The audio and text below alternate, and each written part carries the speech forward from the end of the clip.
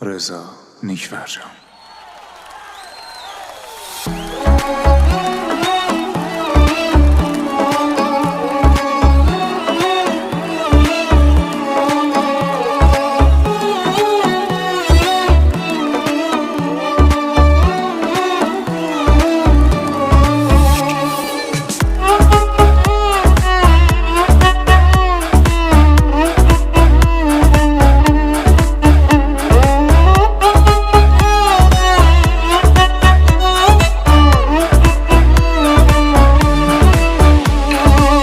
هرچی که گفتی همش دروغه، بی من و با من سرت شلوغه. همه حرفات دروغ محضه، تو منو کشتی لحظه به لحظه.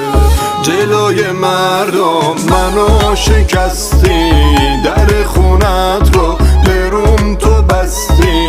جلوی چشمات خودم شدم گم، من موندم آواز حرفای مردم.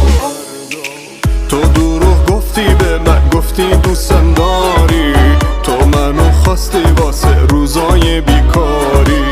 تو منو بازیچه حرفای خود کردی، فقط میتونم بگم که خیلی نامردی. تو دروغ گفتی به من، گفتی دوستم داری، تو منو خواستی واسه روزای بیکاری. تو منو بازیچه حرفای خود کردی، فقط میتونم بگم که خیلی نامردی.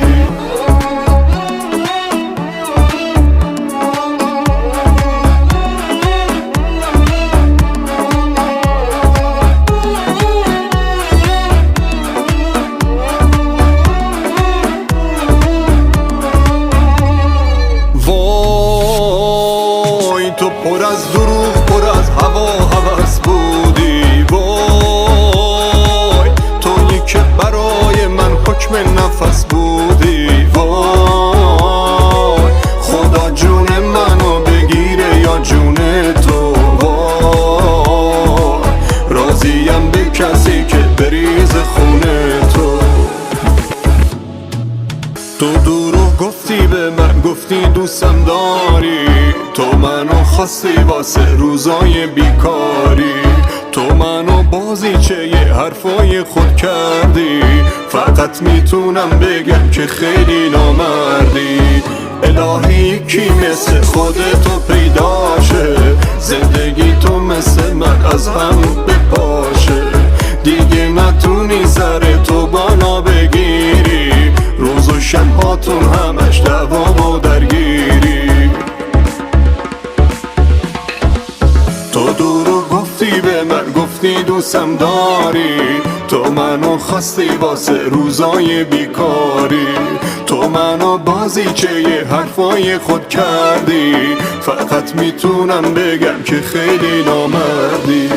الهی کی مثل خودتو پیداشه، زندگی تو مثل من از هم بپاشه.